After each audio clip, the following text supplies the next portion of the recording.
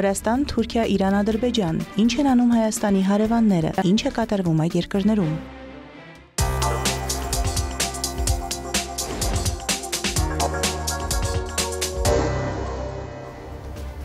Վրաստանի խորհրդարանի խոսնակ Շալվա Պապուաշվիլին հանդիպել է Հայաստանի Հանրապետության ազգային ժողովի գիտության, կրթության, մշակույթի, սփյուռքի, երիտասարդության եւ սպորտի հարցերի մշտական հանձնաժողովի նախագահ Սիսակ Գաբրիելյանի եւ հանձնաժողովի անդամների հետ։ Հանդիպմանը նշվել է Վրաստանի եւ Հայաստանի օրենսդիր մարմինների միջև արդյունավետ աշխատանքը, նաեւ փոխադարձ այցելությունների դրական դինամիկան։ Ընդգծվել է մասնագիտացված հանձնաժողովների միջև հաճախակի փոխանակումների կարեւորությունը։ Շալվա Պապուաշվիլին կարևորել է Հայաստանի վարչապետ Նիկոլ Փաշինյանի մասնակցությունը Մեդաքսի ճանապարհ 5-րդ Թբիլիսյան ֆորումին, նաև ազգային ժողովի նախագահ Ալեն Սիմոնյանի աշխատանքային այցը Վրաստան։ Սիսակ Գաբրիելյանը շնորհավորել է Շալվա Պապուաշվիլուն հոկտեմբերին կայացած տեղական ինքնակառավարման մարմինների ընտրությունում վրացական երազանք կուսակցության համոզիչ հաղթանակի կապակցությամբ։ Նա նաև շնորհակալություն է հայտնել Վրաստանին միջազգային տարբեր հարթակներում Հայաստանին ցուցաբերած աջակցության համար։ Կողմերը քննարկել են Հարավային Կովկասում տեղի ունեցող իրադարձությունները։ Նշվել է, որ տարածաշրջանային խաղաղությունը զգալի օգուտ կբերի տարածաշրջանի բոլոր 3 երկրներին։ Շալվա Պապուաշվիլին հայտարարել է, որ Վրաստանը միշտ հանդես է եկել որպես Հայաստանի եւ Ադրբեջանի միջև հակամարտության կարգավորման ջատագով եւ ընդգծել է, որ ընթացիկ գործընթացները նոր հնարավորություններ են բացում տարածաշրջանային զարգացման համար։ Հանդիպմանը մասնակցել է նաեւ Կրթության, գիտության եւ երիտասարդության հարցերի կոմիտեի նախագահ Մարիամ Լաշխին։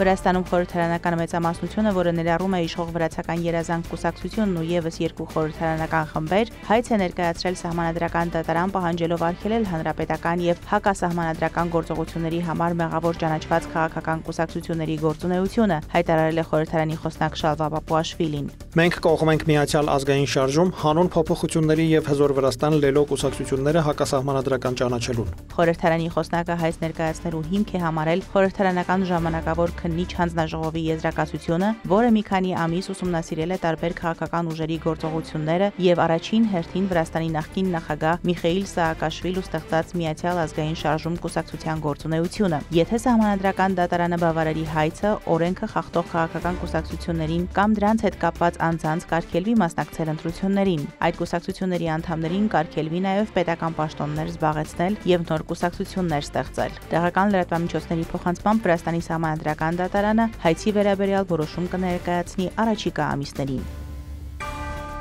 Վրաստանի արտաքին գործերի նախարար Մակաբո Ջուրիշվիլին կմասնակցի ՅՈՒՆԵՍԿՕ-ի գլխավոր կոնֆերանսի 43-րդ նստաշրջանին Սամարղանդ քաղաքում։ Այցի ընթացքում նա ելույթ կունենա կոնֆերանսում եւ հանդիպումներ կունենա գործընկեր նախարարների ու ՅՈՒՆԵՍԿՕ-ի պաշտոնյաների հետ։ Վրաստանի արտգործնախարարության տվյալով կոնֆերանսի ծրագրի շրջանակում կստեղծվի վրացական տաղավար, որտեղ կներկայացվի երկրի ոչ նյութական մշակութային ժառանգությունը, այդ թվում քվեբրի գինեգործության հին ավանդույթը եւ վրացական պոլիֆոնիկ երաժշտությունը։ Բացի այդ, Սամարղանդի երաժշտության եւ դրամայի թատրոնում կկայանա վրացական հայտնի ժողովրդական անսամբլ Բասիանի ելույթը։ Սամարղանդում միջոցառումները կազմակերպվում են արտաքին գործերի նախարարության կողմից մշակույթի նախարարության եւ գինու ազգային գործակալության հետ համատեղ։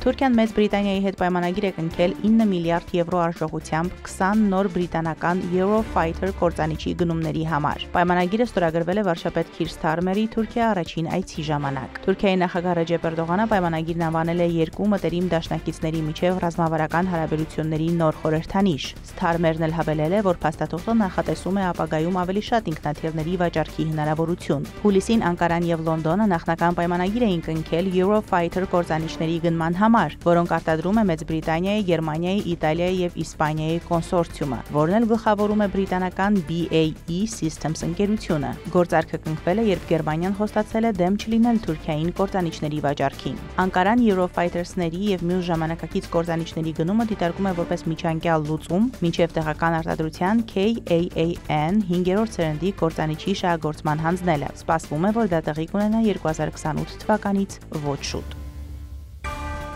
Ռուսաստանը եւ Թուրքիան ակտիվ քաղաքական երկխոսություն են վարում հարցերի լայն շրջանակի շուրջ, նաեւ մասնակցում են նոր մարտահրավերների պատասխանների որոնմանը։ Այդ մասին գրել է Ռուսաստանի Դաշնային ժողովի Դաշնության խորհրդի նախագահ Վալենտինա Մատվիենկոն, Հանրապետության օրվա առթիվ Թուրքիայի ազգային մեծ ժողովի նախագահ Նուման Քուրթուլմուշին ուղղված շնորհավորական ուղերձում։ Ռուսաստանի Դաշնային ժողովի Դաշնության խորհրդի եւ անձամբ իմ անունից շնորհավորում եմ ձեզ Հանրապետության օրվա կապակցությամբ։ Մեր երկրներն ակտիվ քաղաքական երկխոսություն են վարում հարցերի լայն շրջանակի շուրջ, գործակցում են ժամանակակից հիմնախնդիրների լուծման գործում, մասնակցում են նոր մարտահրավերների եւ սպառնալիքների պատասխանների որոնմանը։ Մատվիենկոն ընդգծել է, որ խորհրդարանական դիվանագիտությունը հատուկ դեր է խաղում ռուս-թուրքական հարաբերությունների ընդլայնման գործում։ Նրա կարծիքով երկու պետության օրենսդիրների կանոնավոր շփումները ցայտուն կերպով ցույց են տալիս փոխադարձ շահագրգռվածությունը առևտրատնտեսական, գիտատեխնիկական եւ մշակութամարդասիրական ոլորտներում համագործակցությունը զարգացնելու համար։ Իսրայելի հարձակումները Գազայի վրա ակնհայտորեն խախտում են հրադադարի համաձայնագիրը, ասված է Թուրքիայի արտաքին գործերի նախարարության հայտարարության մեջ։ Ըստ փաստաթղթի Անկարան խորապես մտահոգված է այդ հարձակումների հետևանքով քաղաքացիական բնակչության շրջանում զոհերի մասին հաղորդագրություններով եւ կրկին կոչ է անում Իսրայելին լիովին հարգել հրադադարի համաձայնագիրը երկարատև խաղաղության հույսը պահպանելու եւ տարածաշրջանային անվտանգություն հաստատելու համար։ Բացի այդ, կոչ է անում Թել Ավիվին զերծ մնալ խաղաղությունն ու կայունությունը խաթարող գործողություններից։ Թուրքիան կպահպանի համերաշխությունը Պաղեստինցի ժողովրդի հետ եւ կշարունակի աջակցել տարածաշրջանում արդար, երկարատև եւ համապարփակ խաղաղության հասնելու ջանքերին։ Հիշեցնենք, որ երբ Իսրայելի վարչապետ Բենյամին Նեթանյահուն հրամայել է պաշտպանության ուժերին անհապաղ եւ հզոր հարվածներ հասցնել Գազայի հատվածին, Իսրայելը հարձակում է սկսել Գազա քաղաքի վրա։ Ընդհանուր առմամբ անկլավում զոհվել է առնվազն 60 մարդ։ Իսրայելական լրատվամիջոցների տվյալով այս որոշումը կայացվել է Համասի կողմից հրադադարի պայմանների եւս մեկ խախտման պատճառով։ Թուրքիայի Բալիկեսիր նահանգում տեղի ունեցած երկրաշարժի հետևանքով վիրավորվել է 26 մարդ, որին հաջորդել է 12 հետ ցնցում, 4-ից ավելի մագնիտուդով, հայտարարել է Թուրքիայի ներքին գործերի նախարար Ալի Երլիքայան։ Նա հավելել է, որ բոլոր վիրավորները դուրս են գրվել հիվանդանոցներից, զոհեր չկան։ Թուրքիայի արևմուտքում գտնվող Բալիկեսիր նահանգում 6.1 մագնիտուդով երկրաշարժ է տեղի ունեցել եւ այն զգացվել է մի շարք նահանգներում, նաեւ Ստամբուլում։ Երկրաշարժի էպիկենտրոնը գտնվել է Սինդիրգի քաղաքից մոտավորապես 10 կիլոմետր հեռու։ Այդ մասին հայտնել են աղետների եւ արտակարգ իրավիճակների կառավարման վարչության սեյսմոլոգները։ Սինդիրգիում, որը մոտ է երկրաշարժի էպիկենտրոնին, փլուզվել է 3 շենք եւ 1 խանութ։ Որոշ համայնքներում հաղորդվել է էլեկտրաէներգիայի եւ ջրի անջատումների մասին։ Դեպքի վայր են ուղարկվել արտակարգ ծառայություններ։ Ստամբուլի, Իզմիրի եւ Մանիսայի նահանգների իշխանությունները, որտեղ զգացվել են ցնցումները, հայտարարել են, որ երկրաշարժի բացասական հետևանքների մասին հաղորդումներ չեն ստացվել։ Թուրքիայում տեղի ունեցած վերջին երկրաշարժին X-ի իր էջում անդրադարձել է նաեւ երկրի նախագահ Ռեջեփ Էրդողանը։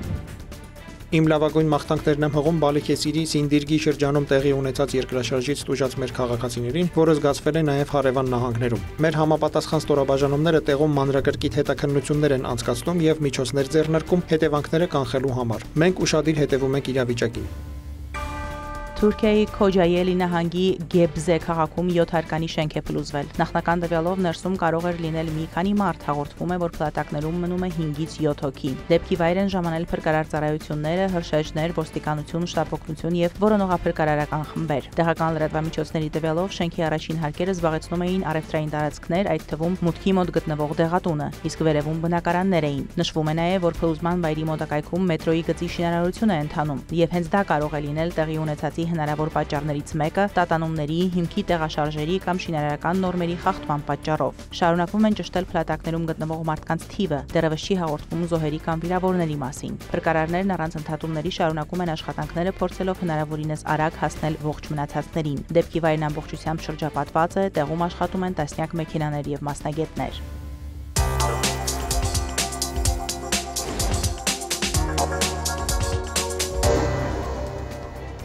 Պակիստանի ներքին գործերի նախարար Մոհսին Նաքվիի հետ հանդիպման ժամանակ Իրանի նախագահ Մասուդ Փեզեշքյանը հայտարարել է, որ Թեհրանը պատրաստակամ է միջնորդելու Պակիստանի եւ Աֆղանստանի միջև նրանց վեճերը կարգավորելու համար, հաղորդում է Մեհրը։ Նաքվիի հետ հանդիպման ժամանակ Փեզեշքյանն ասել է, որ Իրանի եւ Պակիստանի միջև հարաբերությունները ջերմ են եւ բացառիկ, հիմնված եղբայրության եւ փոխադարձ վստահության վրա։ Նա հույս է հայտնել, որ Նաքվիի այցը Թեհրան կարագացնի նախորդ համաձայնագրերի իրականացումը, հանգեցնելով դրական արդյունքների երկու երկրի համար։ Իրանի նախագահն ընդգծել է տարածաշրջանում լարվածությունը նվազեցնելու եւ հակամարտությունները կանխելու ջանքեր գործադրելու անհրաժեշտությունը, արտահայտելով Իրանի պատրաստակամությունը օգնելու Պակիստանի եւ Աֆղանստանի միջև վեճերի կարգավորմանը։ Նաքվին նշել է տնտեսական համագործակցության կազմակերպության հանդիպման հաջող անցկացումը, շնորհակալություն է հայտնել Իրանին հյուրընկալության համար եւ հավելել, որ երկկողմ հարաբերությունները գերազանց են։ Իրանում արտադրված Սիմորոգ ինքնաթիռը պաշտոնապես սկսել է փորձնական թռիչքներ, պատրաստվելով միանալ երկրի բեռնատար նավատորմին, հաղորդում է Մեհրը։ Սիմորոգի փորձնական թռիչքները սկսվել են Իրանի կենտրոնական մասում գտնվող Շահին Շահր օդանավակայանում պաշտպանության եւ տրանսպորտի փոխնախարարների մասնակցությամբ տեղի ունեցած արարողությունից հետո։ Իրանի քաղաքացիական ավիացիայի կազմակերպության հայտարարության համաձայն ինքնաթիռը պետք է կատարի 100 ժամ փորձնական թռիչքներ տարբեր պայմաններում, նախքան իրանական նավատորմին միանալու վերջնական հաստատումը ստանալը։ Իրանի քաղաքացիական ավիացիայի կազմակերպության ղեկավար Հոսեյն Պուր Ֆարզանեն հայտարարել է, որ Սիմորոգը, որի ստեղծման գործընթացը տևել է ավելի քան 15 տարի, Իրանը դասում է աշխարհի 20-ից պակաս երկրների շարքին, որոնք ունեն ինքնաթիռներ նախագծելու եւ արտադրելու կարողություն։ Օդանավը հագեցած է 2500 դիաուժ հզորությամբ 2 շարժիչով, որոնք կարող են տեղափոխել 6 տոննա բեռ 3900 կիլոմետր հեռավորությամբ եւ ունեն 21.5 տոննա առավելագույն թռիչքային քաշ։ Ինքնաթիռը բարձր արագությամբ թռիչքի փորձարկումներ է անցկացրել 2022 թվականի մայիսին, իր առաջին թռիչքից 1 տարի առաջ։ Սիմորոգը համարվում է մանևրային, թեթև եւ արագընթաց ինքնաթիռ, բարձր բեռնատարողությամբ, որը հարմար է Իրանի եղանակային պայմաններին, ինչն այն դարձնում է իդեալական ընտրություն կարևոր ծառայությունների, օրինակ բժշկական թռիչքների համար։ Իշխանությունները նշում են, որ ինքնաթիռը կբարձրացնի Իրանի ցամաքային ուժերի եւ նավատորմի կարողությունը զորքեր եւ սարքավորումներ տեղափոխելու իրենց բազաների միջև ամբողջ երկրում։